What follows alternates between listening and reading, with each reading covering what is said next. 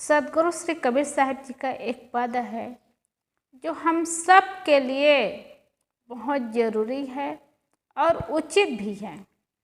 सदगुरु कबीर साहब जी ने कहा है, आपन कर्म न मेटो जाए, कर्म का लिखा मिटाए धो कैसे, जो युग कोटि सिराई। गुरु वशिष्ठ मिली लगन सुधायो, सूर्य मंत्र एक दिन हाँ, जो सीता रघुनाथ ब्याही पल एक संज न किन्हा। तीन लोक के कर्ता कहिए बाली बधु बरियाई, एक समय ऐसी बनी आई उन्हों अवसर पाई। नारद मुनि को बदन छिपाए, किन्हों कपि को स्वरूपा, शिशुपाल की भुजा उपारी, आप भयहरि ठूठा। पार्वती को बांझ न कहिए, ईश्वर न कहिए भिखारी, कहीं कबीर कर्ता की बातें कर्म की बात निनारी। आपन कर्म न मेटो जाए, सदगुरु कबीर साहब कहते हैं अपने कर्मों का लिखा मिटा नहीं सकते, मिट भी नहीं सकता। कर्म का लिखा मिटाए धो कैसे, जो युग कोटि सिराई। चाहे करोड़ों युग बीत जाए, कर्मों का फल भोगना ही पड़ेगा। हम कर्म करने में स्वतंत्र है और फल भोगने में स्वतंत्र नहीं है। जो भी कर्म किए हैं, सुख दुख पुण्य पाप, वो कर्मों का फल भोगना ही पड़ेगा। और उसी कर्मों के फल को मिटाने के लिए देवी देवता की पूजा करते हैं, लोग आराधना करते हैं। अरे देवी देवता को भी अपने कर्मों का फल भोगना पड़ा, तो हम किस खेत की मूली हैं। जब छोटे से बच्चे का जन्म होता है तो देखते हैं और गुण मिलाते हैं, लगन सोचते हैं और नाम देखते हैं कि ठीक है कि नहीं है, और कहीं ग्रह तो नहीं लग गया है। अरे ग्रह सूर्य को लगता है, बच्चे को लगेगा, और बच्चे को लगेगा तो हर आदमी को लगेगा, क्योंकि सूर्य का प्रकाश सबको पड़ता है। ऐसा नहीं होता है, ये लोगों की मान्यता है। जब किसी की शादी होती है तो शादी से पहले किसी के पास गुण मिलाते हैं, लड़की लड़का का लगन शोधते हैं। गुण मिलाने और लगन शोधने से क्या होगा? क्या कर्मों का फल मिट जाएगा कि कर्म सुंदर बन जाएगा? ऐसा कहीं नहीं होता। ये तो मन की मान्यता बन गई है और ऐसा भावना बन गई है। लगन शोधने से कुछ नहीं होता। और बड़े बड़े कहलाने वाले कभी जब लगन शोधे तो उनको कुछ नहीं हुआ उनके जीवन में, तो क्या हम लोग के जीवन में हो सकता है? लेकिन मन की मान्यता हटती नहीं, लोगों की भावना हटती नहीं, और लोगों को सही ज्ञान बताओ तो दिल में वो बिठाते ही नहीं। इसीलिए तो सदगुरु कबीर साहब ने कहा है, कर्म का लिखा मिटाए धो कैसे, जो युग कोटि सिराई। चाहे करोड़ों युग बीत जाए, कर्मों का लिखा कैसे मिट सकता है। गुरु वशिष्ठ मिले लगन सुधायो, सूर्य मंत्र एक दिन हाँ, जो सीता रघुनाथ ब्याही पल एक संज न किन्हा। जब श्री राम का विवाह हुआ तो गुरु वशिष्ठ उनके लगन शोधे और सूर्य मंत्र भी दिए। और सिर्फ गुरु वशिष्ठ नहीं रहे, विश्वामित्र भी रहे और जनक के पुरोहित सतानंद जी महाराज भी रहे। तीनों मिल करके लगन शोधे थे, सूर्य मंत्र दिए थे। लेकिन श्री राम का विवाह हुआ सीता के साथ, क्या माँ सीता को एक क्षण भी सुख मिला? एक क्षण भी सुख नहीं मिला। कितना दुख उनके जीवन में आया। शादी के बाद, स्वयंवर के बाद जब अयोध्या यात्रा करके आए तो परशुराम पहली बार मिल गए, और जिसने भगवान शंकर का धनुष तोड़ा है उनके वंश का नाश हो जाएगा, दुर्दशा हो जाएगी। ये पहली बार माता सीता के लिए पहला संकेत था। और दुख की बात थी कि शादी के बाद ही ऐसा शब्द सुनने को मिला। और अयोध्या आते ही भरत को उनके मामा युधाजित जी लेने आए थे, क्योंकि कई देश में जाना रहा होगा, इसलिए लेने आए थे। तो भरत शत्रुघ्न को लेकर के गए अपने मामा के साथ, और उसी बीच में दशरथ जी श्री राम को राजगद्दी देना चाहते थे। कहीं कहीं थोड़ी भूल होती है सज्जनों, उसका परिणाम कितना कितना भारी होता है, बहुत भारी होता है। घर परिवार में कुछ छोटा मोटा कार्यक्रम होता है तो परिवार के सब लोग आते हैं और सब लोग को बैठा करके मिला करके चर्चा करते हैं। लेकिन उतने बड़े राजगद्दी श्री राम को देना चाहते थे और राजा बनाना चाहते थे, उसमें भी भरत शत्रुघ्न अपने ननिहाल चले गए और इसी बीच में देना चाहते थे और सब तैयारी करवा लिए थे। नीचे सोने की बात और साधु का वेश बनाने की बात, ये सब तैयारी करवा लिए थे और इसी में कैकेयी को रहा नहीं गया। कैकेयी वही क्या बात किए, वही किए कि ये तो मेरे शादी से पहले ही ये चर्चा किए थे कि मेरे गर्भ से जो भी बच्चे आएंगे वही राजगद्दी में बैठेंगे, और यहाँ तो उल्टा हो रहा है। उससे रहा नहीं गया और वो क्या किए, राम को 14 वर्ष का वनवास और भरत को राजगद्दी, यही बात हुई। और वही बात हुई सज्जनों, रात जैसे तैसे कटा और सुबह राजगद्दी देने वाली बात थी और सुबह ही यही बात कैकेयी निकाली कि राम को 14 वर्ष का वनवास और भरत को राजगद्दी। दशरथ तो बहुत टूट गए, बहुत दुखी हुए, लेकिन दुखी होने टूटने से क्या होगा, वहाँ तो समस्या आ गई थी। माता कैकेयी को समझाना मनाना ही कठिन था। और जब बात हुई श्री राम जी के पास तो श्री राम जी आज जाने को तैयार हुए और तैयार हुए तो लक्ष्मण ये सब सुन करके उनको भी बहुत पीड़ा हुई, बहुत दुख हुआ। और लक्ष्मण कहने लगे, भैया मुझे कहो तो मैं राजा दशरथ का प्राण हत्या कर दूं, युद्ध लड़ाई करूं उसके साथ। तो श्री राम ने कहा, ऐसा कुछ भी मत करो, मेरे पिताजी दशरथ की भी मजबूरी है, इसलिए हम लोग को कर्तव्य निभाना चाहिए। और दोनों चलने लगे तो माता सीता भी चलने लगी।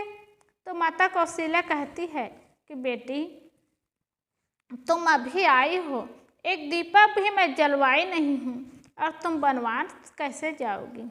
और सही बात है, माता सीता के जीवन में कितना दुख आया, कितनी विपत्ति आई। राजा की बेटी थी और राजकुमारी थी और यहाँ राजा की पत्नी बनी और राज में थोड़ा भी सुख भी नहीं पाई थी और अब वनवास जा रही है। जिनके साथ सहेली आगे चलने वाली, सात सहेली पीछे चलने वाली, और वे जंगल जा रही है। सज्जनों, विचार करते कितना दुख लगता है, कितना दुख का समय था कि माता सीता उस समय वनवास गई, लेकिन वो नकारी नहीं। और वो कहती है माता कौशल्या को, मेरे पति वनवास में रहे और मैं राज का सुख भोगूं तो मुझे अच्छा नहीं लगेगा, और इसलिए ये राज सुख तो वनवास से भी बदतर हो जाएगा, और पति के साथ में वनवास में रहूँगी तभी मेरा जीवन अच्छा कटेगा। इसलिए मैं मेरे पति के साथ वनवास जाऊँगी।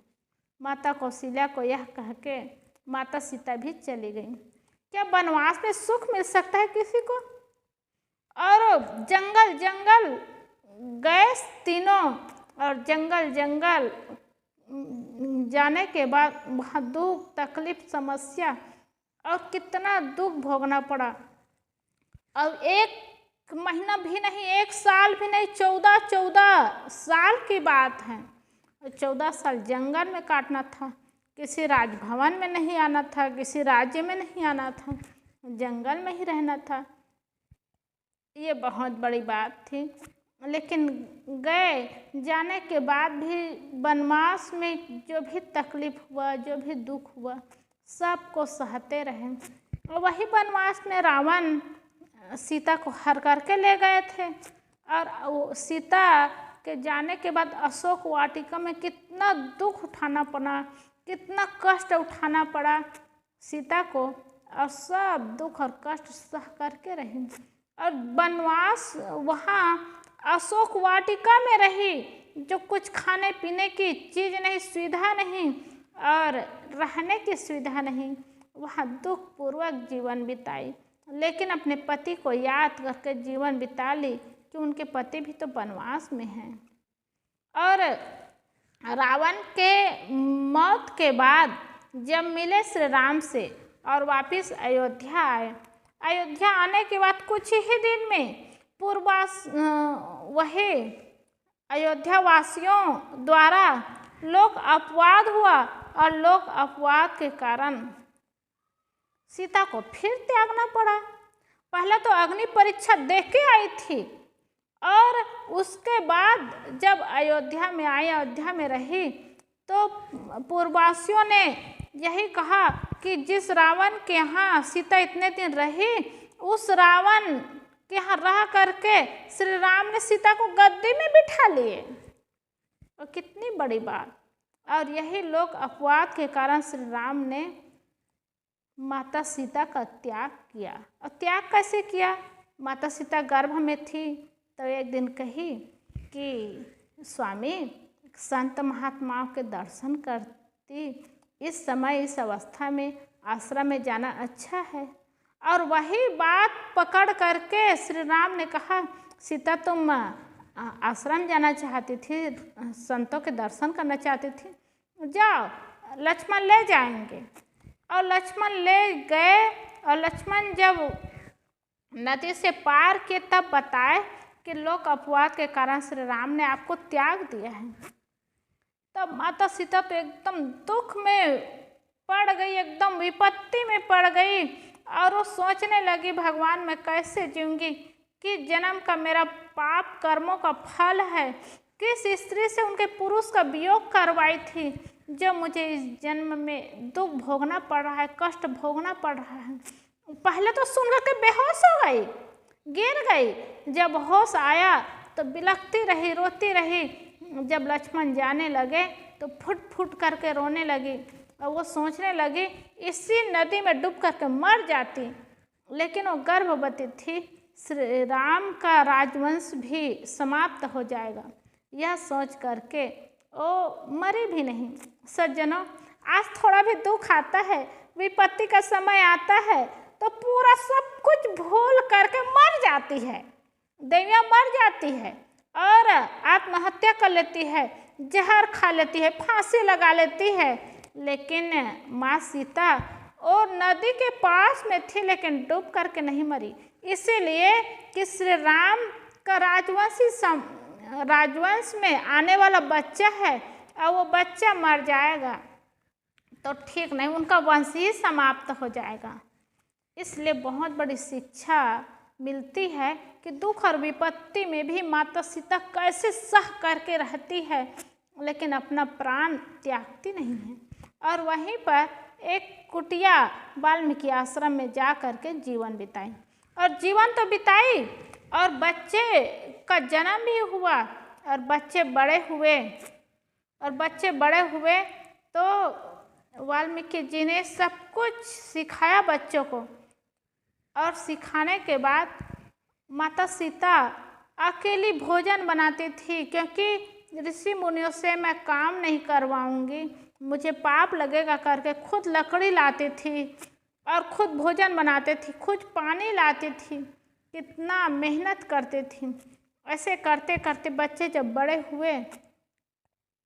हुए तो अयोध्या ले गए।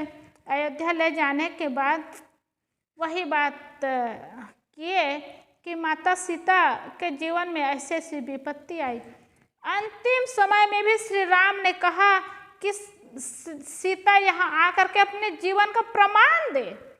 सज्जनों, तब तो माँ सीता से रहा नहीं गया।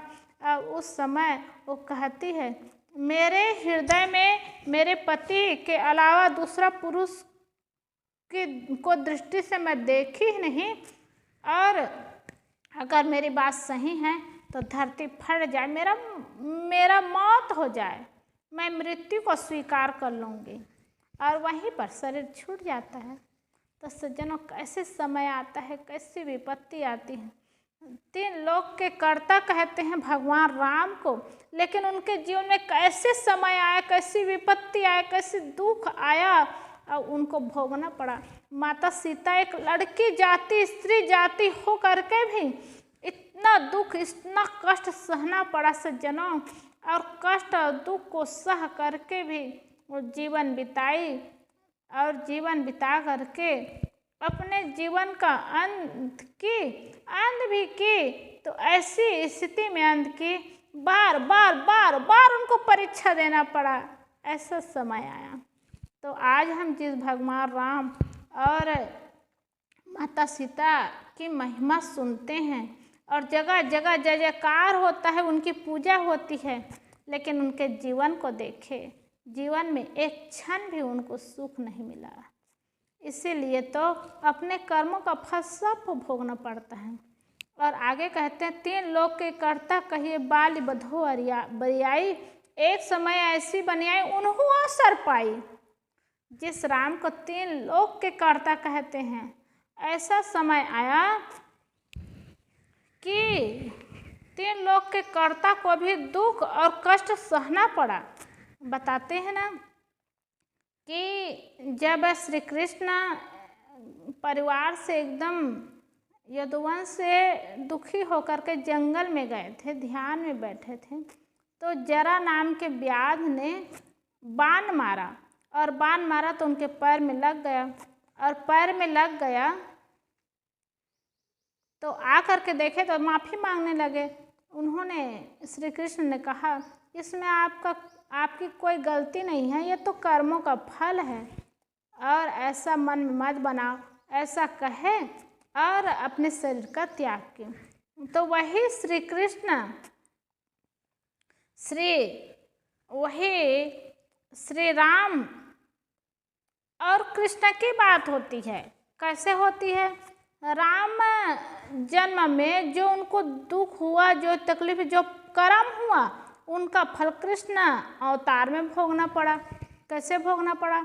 जब वही सीता की खोज में निकले थे तो सुग्रीव के साथ मिलना हो गया और बाली को मारना हुआ, तो छुप करके मारे थे बाली को, और छुप करके मारे थे, तो उसी कर्मों का फल उसको कृष्ण अवतार में भोगना पड़ा। कृष्ण अवतार इसीलिए श्री राम को श्री कृष्ण कहते हैं और बाली को जरा नाम के व्याध कहते हैं।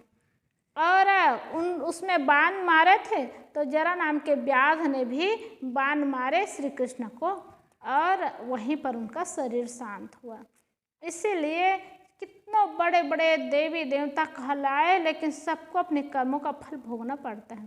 तीन लोक के कर्ता कहिए बाली बधो बरियाई, एक समय ऐसी बनियाई उन्हों अवसर पाए। नारद मुनि को बदन छिपाए, किन्हों कपि को स्वरूपा, शिशुपाल की भुजा उपारी, आप भयहरि ठूठा। राजा दमघोष की पत्नी सुतश्रवा को जब बच्चा पैदा हुआ तो उस समय आकाशवाणी हुई कि उनका तीसरा नेत्र था और 2 अतिरिक्त हाथ थे। तो वो लोग डर गए थे।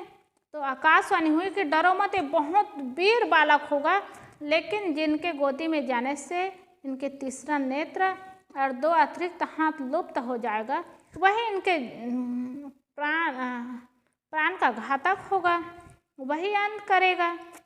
तो सबके पास बड़े बड़े राजे महाराजे को बुलाते थे और सबके गोदी में डालते थे, लेकिन कुछ नहीं होता था। और श्री कृष्ण भी हमारी बुआ को, सुश्रवा को पुत्र हुआ है करके वो भी खुशी से आए बच्चे देखने, और श्री कृष्ण की गोदी में डाले तो तीसरा नेत्र भी लुप्त हो गया और 2 अतिरिक्त हाथ भी टूट गए। तो सुश्रवा बहुत डर गई और माफ़ी मांगने लगी कि इससे गलती हो तो माफ़ी करना। तो श्री कृष्ण ने कहा कि बुआ, इनके 100 अपराध जिससे माफ़ नहीं किया जा सकता, इनके 100 अपराध को मैं क्षमा करूँगा, और 100 अपराध 100 गलती तो कोई करेंगे नहीं, वही उनके मन में हुआ। और कहा कि 100 गलती जो प्राण लेवा हो सकता है, 100 गलती मैं क्षमा करूँगा। और यही बात हुई। लेकिन वही जब युधिष्ठिर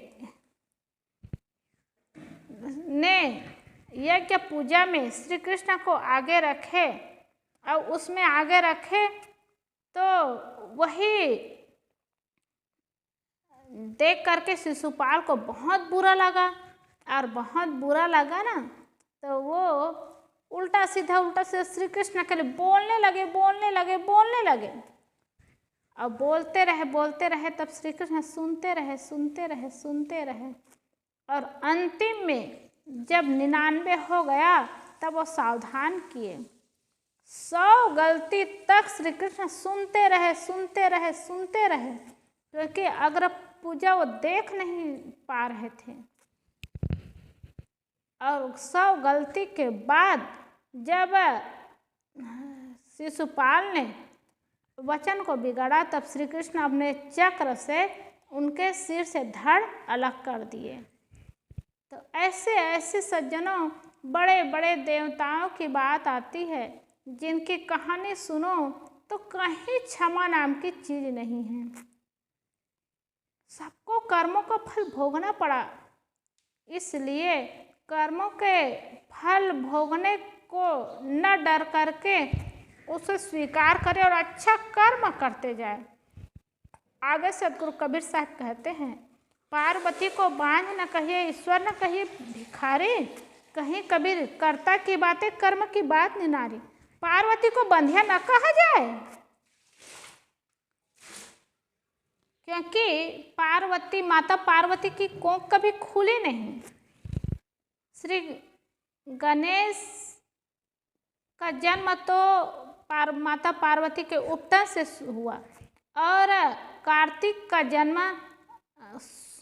स्वाहा और अग्नि से स्वाहा के गर्भ से हुआ, तो दोनों उनके बच्चे नहीं रहे। तो माता पार्वती की कोख कभी खुले नहीं।